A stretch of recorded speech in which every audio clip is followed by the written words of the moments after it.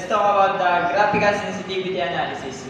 We have an objective function max of 13x1 plus 11x2. We have a constraint na 4x1 plus 5x2 less than or equal to 1,500, and constraint 2 will have 5x1 plus 3x2 less than or equal to 1,575, and constraint 3 is x1 plus 2x2 less than or equal to 420. Paano siya i-graph? We have the x equals 0 and y and 0 and y. Dito, kung isisiro natin ang y, kung isisiro natin itong y, makukuha natin is 375 ang x1. Tapos, kung isisiro naman natin ang x, tapos 5 divide 1,500 is makukuha natin is 300.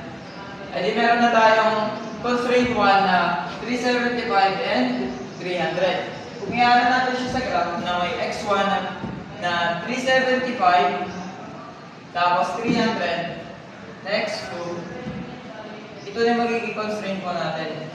Itong graph na to, itong line. Then, sa constraint 2 na may 5x1, kung isisiro natin ang y, magiging 5 divided by 1,500, makukuha natin ay 315. Tapos, kung isisiro natin ang x, ng 3 divided by 1,575, makukuha natin ay 525. E di meron na ulit tayong constraint 2 na 315, tapos 525. E di nandito na yun siya sa line na to. Ito yung constraint 2 natin. Ay, constraint 1. Ito yung constraint 2. Tapos, sa constraint 3, kung isisiro natin ang y, edi mayroon kang x is 1, edi 420. Di meron to 420. Tapos, kung isisiro natin ang x1, di magkakaroon tayo ng 2 divided by 420, edi makuha natin 210. Tapos, yung graph, edi 210, ang x is 420, then x2 is 210. Like siya sa graph. Tapos meron ka optimal dito. Tapos yung maximum, nandito yung visible region na makukuha natin. So, makikita po natin sa ating graph, which is ito po yung naging graph natin. So, ang visible region natin is ito. And yung ating optimal solution naman is, which is itong dotted line. I-represent po natin siya, itong na to, yung magiging value dito sa point na to ng z. Ibig sabihin, z is equals to 13x at 1 plus 11x at 2, which is dito po yun na. Ito yung optimal solution. Okay. So, para makakita po natin, yung c sub 1 po natin is equals siya sa 13. So, kapag ginamitan po natin siya nilagyan natin siya ng delta or plus na yung delta, which is yung change, pwede po siya sa sub 1 bar, which is equals to 13 plus delta. Okay, kaya bagong value na po na z natin, na may change ay yung 13 plus delta, which is the delta is the change na x sub 1 plus 11x sub 2. So, kukunin natin yung value na x sub 2. I-deliver or transpose natin sa bila yung ating 13 plus delta x sub 1. I-deliver po siya, then divide both sides by 11. So, yung z over 11 minus 13 plus delta x sub 1 over 11 is equals to x sub 2 na lang siya, which is ito na yun. And after that, makikita na natin kung makukuha na natin yung ating slope. Yung value ng x sub 1 or yung coefficient ng x sub 1 is which is yung ating slope. Here, ang slope natin is negative 13 plus delta over 11.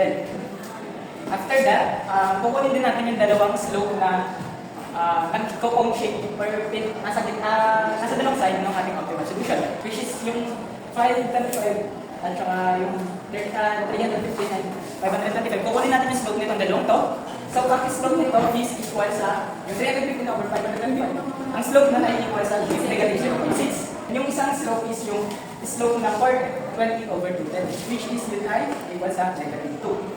Since may dalawa na tayong minimum na slope, ito times natin both side by 11 to eliminate natin 11 na kasama nung slope natin sa gitna o yung slope ng ating optimal solution. Negative 2 times 11 is negative 2. Negative 0.6. Okay, negative 6.6. So, kasi And then after that, i-eliminate na natin yung coefficient kasi ang kailangan natin is yung change lang or yung delta. So, mag-plus 13 tayo kasi negative 13 para eliminate natin is plus 13 at sa ito.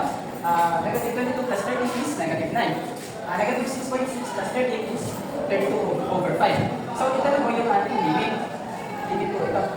Negative 9 is less than or equal sa delta. Delta is less than or equal sa 32 over 5.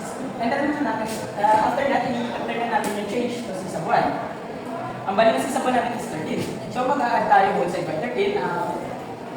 Negative 9 plus 13 is positive 4 less than 6 of 1. 32 over 5 plus 13 is negative 7 over 5. So ito na po yung ating mag-derivation of optimality.